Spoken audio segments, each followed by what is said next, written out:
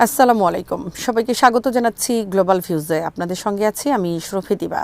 আজ জানাবো আন্তর্জাতিক গণমাধ্যমে আলোচিত সংবাদ ও বিশ্লেষণ। ইরানের প্রেসিডেন্ট মাসুদ পেজেশকিয়ান বলেছেন, সম্প্রতি ইরানে ঘটে যাওয়া সহিংস ঘটনাবলী আসলে ইরানের বিরুদ্ধে যুক্তরাষ্ট্র ও ইসরায়েলের ১২ দিনের যুদ্ধের ব্যর্থতারই একটি ধারাবাহিকতা। সোমবার পাকিস্তানের প্রধানমন্ত্রী শাহবাজ শরীফের সঙ্গে এক টেলিফোন আলাপে তিনি কথা বলেন। পেজেশকিয়ান বলেন, সম্প্রতি অস্থিরতা ও সহিংসতার নিন্দা জানিয়ে লাখ লাখ ইরানি নাগরিক রাজপথে নেমে যে ঐতিহাসিক উপস্থিতি দেখিয়েছেন তা দেশের শত্রুদের জন্য একটি বড় পরাজয়। তিনি জোর দিয়ে বলেন, জনগণের এই ঐক্য প্রমাণ করে কোনো ষড়যন্ত্রই ইরানের অগ্রযাত্রাকে বাধাগ্রস্ত করতে পারবে না। প্রতিবেশী এবং মুসলিম দেশগুলোর সঙ্গে সম্পর্ক উন্নয়নের অঙ্গীকার পুনর্ব্যক্ত করে পেজেশকিয়ান বলেন, দায়িত্ব গ্রহণের শুরু থেকেই আমাদের সব প্রচেষ্টা ছিল দেশের অভ্যন্তরে সকল জাতি, ধর্ম ও দলের মধ্যে ঐক্য বজায় রাখা এবং মুসলিম দেশগুলোর সঙ্গে ভ্রাতৃত্বপূর্ণ সম্পর্ক জোরদার করা। তিনি পাকিস্তান, ইরাক, কাতার, তুরস্ক ও সৌদি আরবের মতো দেশগুলোর কার্যকর ভূমিকার প্রশংসা করে বলেন, মুসলিম বিশ্বের সম্মিলিত শক্তি আঞ্চলিক নিরাপত্তা বিঘ্নিত করার যে কোনো অপচেষ্টা রুখে দেবে। ফোন আলাপে পাকিস্তানের প্রধানমন্ত্রী শাহবাজ শরীফ ইরানের প্রতি সংহতি প্রকাশ করে বলেন, ইরান আমাদের কাছে শুধু একজন প্রতিবেশী নয়, বরং এই অঞ্চল ও বিশ্ব রাজনীতিতে একটি অত্যন্ত প্রভাবশালী দেশ। আমরা ইরানের সাম্প্রতিক ঘটনাবলী গভীরভাবে পর্যবেক্ষণ করছি। শরীফ আশাবাদ ব্যক্ত করেন, বিজ্ঞ নেতৃত্বের অধীনে ইরান সফলভাবে এসব চ্যালেঞ্জ কাটিয়ে উঠবে। তিনি যে কোনো উত্তেজনা প্রশমনে পাকিস্তানকে সহযোগিতার জন্য প্রস্তুত বলে জানান।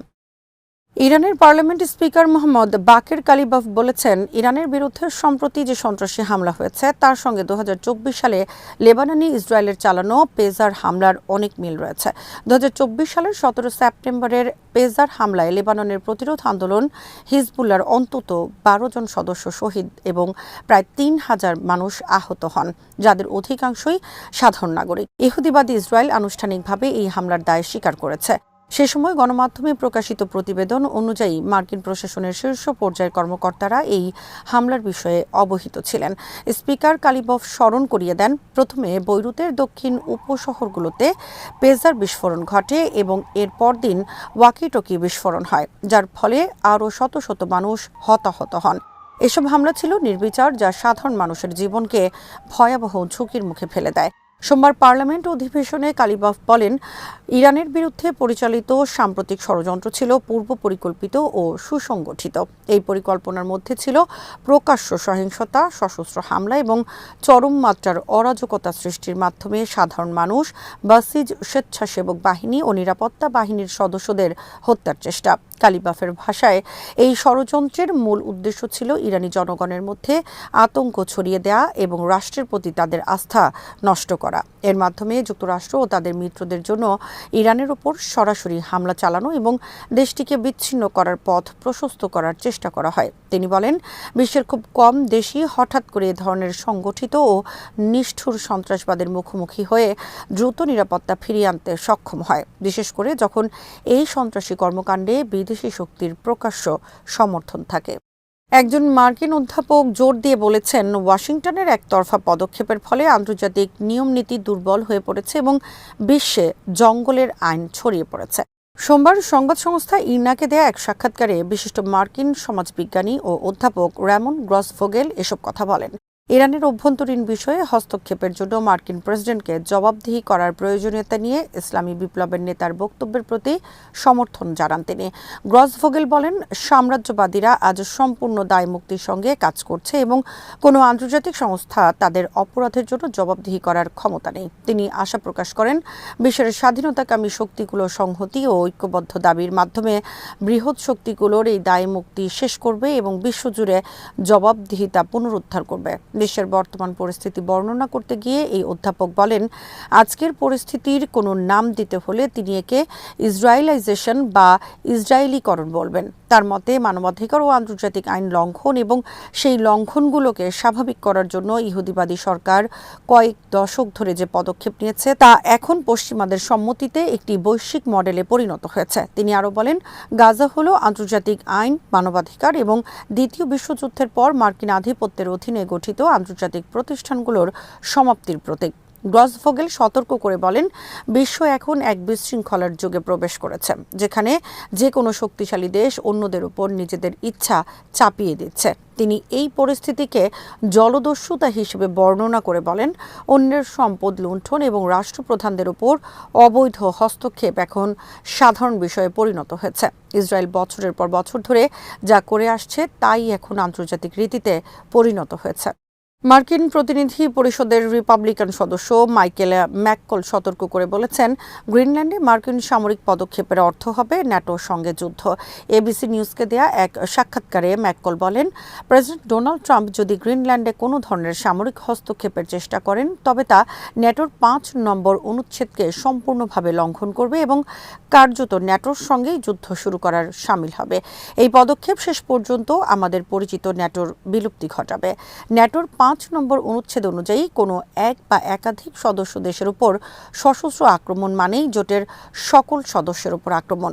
এই চুক্তি অনুসারে প্রতিটি সদস্য দেশ আক্রান্ত দেশের সাহায্যে এগিয়ে আসতে বাধ্য। এদিকে ব্রিটিশ সংবাদপত্র দ্য ইকোনমিস্ট এক প্রতিবেদনে জানিয়েছে, ট্রাম্পের প্রেসিডেন্সির সময় গ্রিনল্যান্ড কেন্দ্রিক মার্কিন তৎপরতা ন্যাটোর ইতিহাসে অন্যতম গুরুতর অভ্যন্তরীণ সংকট তৈরি করেছে।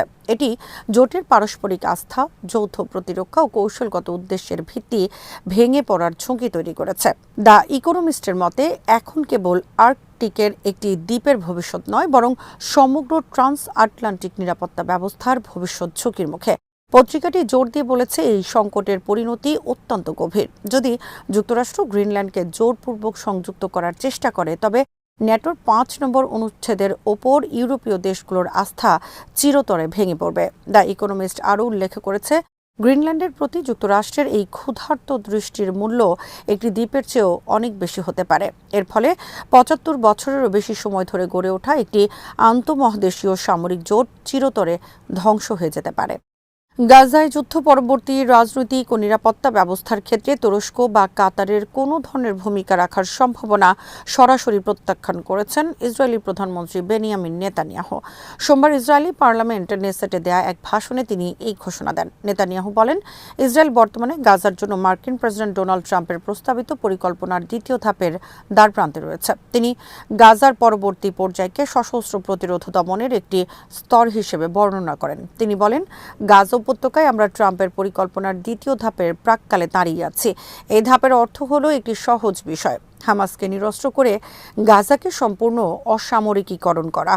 তিনি স্পষ্ট করেন, গাজা উপত্যকায় কোনো তুর্কি বা কাতারি সৈন্য থাকবে না। ওয়াশিংটন বর্তমানে গাজার ভবিষ্যৎ পুনর্গঠনের জন্য তাদের বিতর্কিত 20 দফা প্রস্তাব বাস্তবায়নের কাজ ত্বরান্বিত করছে। এই পরিকল্পনার অংশ হিসেবে গত 17 জানুয়ারি ট্রাম্প প্রশাসন একটি বোর্ড অফ পিস গঠনের ঘোষণা দিয়েছে। ডোনাল্ড ট্রাম্পের সভাপতিত্বে গঠিত এই বোর্ডে রয়েছেন মার্কিন পররাষ্ট্রমন্ত্রী মার্কো রুবিও, বিশেষ দূত স্টিভ উইটকফ এবং ট্রাম্পের জামাতা জ্যারেড কুশনার। এছাড়াও এতে সাবেক ব্রিটিশ প্রধানমন্ত্রী টনি ব্লেয়ার এবং বিশ্ব ব্যাংক প্রেসিডেন্ট অজয় বঙ্গের মতো প্রভাবশালী ব্যক্তিরাও রয়েছেন। তবে এই বোর্ডে কোনো নির্বাচিত ফিলিস্তিনি প্রতিনিধি না থাকায় এটি ব্যাপক সমালোচনার মুখে পড়েছে। সমালোচকদের মতে, এই বোর্ড ফিলিস্তিনিদের আত্মনিয়ন্ত্রণের অধিকার প্রতিষ্ঠার পরিবর্তে গাজার রাজনীতি ও অর্থনীতি নিয়ন্ত্রণের একটি হাতিয়ার মাত্র। বোর্ডের কাঠামো নিয়ে যুক্তরাষ্ট্রের সঙ্গে ইসরায়েলেরও মতবিরোধ রয়েছে। নেতানিয়াহু বলেন, গাজা প্রক্রিয়ার সঙ্গে যুক্ত উপদেষ্টা পরিষদের গঠন নিয়ে আমাদের বন্ধু যুক্তরাষ্ট্রের সঙ্গে কিছুটা দ্বিমত রয়েছে। সম্প্রতি গঠিত গাজা এক্সিকিউটিভ বোর্ড এর বিষয়ে ইসরায়েলের বিরোধিতা আরও তীব্র, কারণ এই বোর্ডে তুরস্কের পররাষ্ট্রমন্ত্রী হাকান ফিদান এবং কাতারের কূটনীতিক আলী আল থাওয়াদির নাম রয়েছে।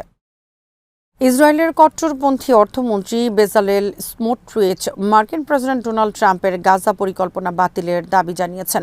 সোমবার তিনি প্রকাশ্যে ফিলিস্তিনিদের জোরপূর্বক বাস্তুচ্যুতি এবং গাজা উপত্যকায় সরাসরি ইসরায়েলি সামরিক শাসন জারির আহ্বান জানান। অধিকৃত পশ্চিম তীরে একটি নতুন বসতি উদ্বোধনের সময় স্মোট্রিচ এই বিতর্কিত মন্তব্য করেন। ইসরায়েলি সংবাদপত্র হারেদস এর তথ্য মতে তিনি ইসরায়েলের প্রতি ট্রাম্পের অসামান্য সমর্থনের প্রশংসা করলেও গাজা নিয়ে ট্রাম্পের বর্তমান পরিকল্পনা প্রত্যাহারের দাবি তোলেন। স্মোট্রিচ জোর দিয়ে বলেন, গাজা আমাদের, এর ভবিষ্যৎ কেবল ইসরায়েলই নির্ধারণ করবে। তিনি গাজায় সরাসরি সামরিক শাসন জারি এবং মিশন সম্পন্ন করার কথা বলেন, যা মূলত গাজাকে পুনরায় স্থায়ীভাবে দখলের একটি পরিষ্কার ইঙ্গিত। স্মোট্রিচ ইসরায়েলি বসতি কিরিয়াত গাত এর অবস্থিত একটি যৌথ বেসামরিক সামরিক সমন্বয় কেন্দ্র ভেঙে দেওয়ার দাবি জানান। গত অক্টোবর মাসে মার্কিন সেন্ট্রাল কমান্ডের অধীনে ট্রাম্পের গাজা পরিকল্পনা বাস্তবায়নের তদারকি করতে এই কেন্দ্রটি প্রতিষ্ঠিত হয়েছিল। এতে কয়েক ডজন ইসরায়েলি ও আন্তর্জাতিক সংস্থার প্রতিনিধি যুক্ত রয়েছেন। স্মোট্রিচ এই কাঠামো থেকে মিশর ও ব্রিটেনের মতো দেশগুলোকে শত্রু রাষ্ট্র হিসেবে অভিহিত করে তাদের বাদ দেওয়ার দাবি তোলেন। স্মোট্রিচ দীর্ঘদিন ধরেই ফিলিস্তিনি ভূখণ্ড দখল এবং স্বাধীন ফিলিস্তিনি রাষ্ট্র গঠনের বিরোধিতার জন্য পরিচিত, যা বর্তমানে আন্তর্জাতিক মহলে ব্যাপক উদ্বেগের সৃষ্টি করেছে। ঢাকায় নিযুক্ত ইরানের রাষ্ট্রদূত জলিল রহিমি জাহানাবাদী বলেছেন, ইরানকে পুরোপুরি দুর্বল করে নতজানু করানোর লক্ষ্যেই বিদেশি শক্তি দেশটির সরকার বিরোধী আন্দোলনকে সহিংস পথে ঠেলে দিয়েছে। তার দাবি, শান্তিপূর্ণ আন্দোলনের আড়ালে সন্ত্রাসী ও সশস্ত্র গোষ্ঠীকে লেলিয়ে দিয়ে ইরানে অরাজকতা সৃষ্টির চেষ্টা করা হয়েছিল। রাষ্ট্রদূত বলেন, পুলিশ ও নিরাপত্তা বাহিনী যদি কঠোরভাবে পরিস্থিতি মোকাবেলা না করত, তাহলে দেশ জুড়ে ভয়াবহ বিপর্যয় নেমে আসত। সোমবার সকালে ঢাকায় ইরান দূতাবাসে সাংবাদিকদের সঙ্গে এক মতবিনিময় সভায় তিনি এসব কথা বলেন। রাষ্ট্রদূত জানান, যুক্তরাষ্ট্রের দীর্ঘদিনের নিষেধাজ্ঞার কারণে ইরানের জনগণ অর্থনৈতিকভাবে চরম চাপে ছিল। সেই ক্ষোভ থেকেই গত 28 ডিসেম্বর শান্তিপূর্ণ আন্দোলনের সূচনা হয়। প্রথম 3 দিন আন্দোলন স্বাভাবিক ও শান্তিপূর্ণ ছিল, কিন্তু 7 জানুয়ারির পর আন্দোলনের ধরন বদলে যায় এবং তা সহিংস রূপ নেয়। তখন বিভিন্ন শহরে দোকানপাট, সরকারি বেসরকারি স্থাপনা ও হাসপাতালে হামলা চালানো হয়। আন্দোলনকারীরা দোকানীদের জোর করে দোকান বন্ধ করতে এবং আন্দোলনে যোগ দিতে বাধ্য করে। এমনকি হাসপাতাল ও অ্যাম্বুলেন্সেও হামলা চালানো হয়, যা কোনোভাবেই শান্তিপূর্ণ আন্দোলনের অংশ হতে পারে না বলে মন্তব্য করেন রাষ্ট্রদূত। তিনি বলেন, শুরুতে পুলিশ সাধারণ পদ্ধতিতে পরিস্থিতি সামাল দেওয়ার চেষ্টা করছিল, কিন্তু 8 জানুয়ারির পর আন্দোলনকারীদের মধ্যে অস্ত্রধারী গোষ্ঠী ঢুকে পড়ে। তখন পরিস্থিতি এতটাই ভয়াবহ হয়ে ওঠে যে অনেক এলাকায় রাস্তাঘাট যুদ্ধক্ষেত্রে পরিণত হয়। সশস্ত্র গোষ্ঠীর হামলায় বহু সাধারণ মানুষ ও পুলিশ সদস্য নিহত হন। রাষ্ট্রদূতের দাবি, প্রায় 100 জন পুলিশ সদস্য প্রাণ হারিয়েছেন এবং অনেককে নির্মমভাবে হত্যা করা হয়েছে। তিনি প্রশ্ন তোলেন, এ ধরনের সহিংসতা হলে কোনো সরকার কি নীরব থাকতে পারে? ইরানের সাম্প্রতিক আন্দোলনে যুক্তরাষ্ট্রের গোয়েন্দা সংস্থা CIA এবং ইসরায়েলি গোয়েন্দা সংস্থা মোসাদের সরাসরি জড়িত থাকার অভিযোগও করেন রাষ্ট্রদূত। তিনি বলেন, এ বিষয়ে ইরানের কাছে গ্রহণযোগ্য প্রমাণ রয়েছে। তার দাবি, মার্কিন প্রেসিডেন্ট ট্রাম্প শুধু টুইট করেই থেমে যাননি, বরং আন্দোলনকারীদের সরাসরি নির্দেশনা দেয়া হয়েছে। যুক্তরাষ্ট্র ইসরায়েলের লক্ষ্য ছিল ইরানকে দুর্বল করা এবং সরকারকে চাপে ফেলা। রাষ্ট্রদূত আরও বলেন, এর আগের বছর জুনে ইসরায়েলের সঙ্গে 12 দিনের যুদ্ধে ইরান জয়ী হয়েছিল। সেই পরাজয়ের প্রতিশোধ নিতেই ইসরায়েল ও তার মিত্ররা ইরানের অভ্যন্তরীণ পরিস্থিতি অস্থিতিশীল করার চেষ্টা করেছে। তার মতে, যুদ্ধের পর যুক্তরাষ্ট্র ও ইসরায়েলের প্রতিটি পদক্ষেপই ছিল ইরানকে মাথা নত করানোর অংশ।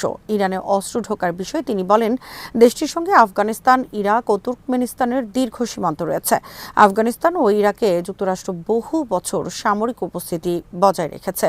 এসব অঞ্চল থেকে অস্ত্র ঢুকে পড়া নতুন কিছু নয়। দীর্ঘদিন ধরেই সশস্ত্র গোষ্ঠীগুলোকে প্রশিক্ষণ দিয়ে ইরানের বিরুদ্ধে ব্যবহার করা হচ্ছে বলে তিনি অভিযোগ করেন। ইরানের অর্থনৈতিক সংকটের কথা স্বীকার করে রাষ্ট্রদূত বলেন, এর মূল কারণ যুক্তরাষ্ট্রের নিষেধাজ্ঞা। এই দুর্বলতাকেই কাজে লাগিয়ে আন্দোলনকে সহিংস রূপ দেওয়ার চেষ্টা করা হয়েছে। তিনি জোর দিয়ে বলেন, ইরানের কোনো পারমাণবিক অস্ত্র নেই এবং দেশটি পারমাণবিক অস্ত্রমুক্ত মধ্যপ্রাচ্য চায়। তার অভিযোগ, যুক্তরাষ্ট্র আসলে ইরানের তেল ও গ্যাসের উপর নিয়ন্ত্রণ প্রতিষ্ঠা করতে চায়।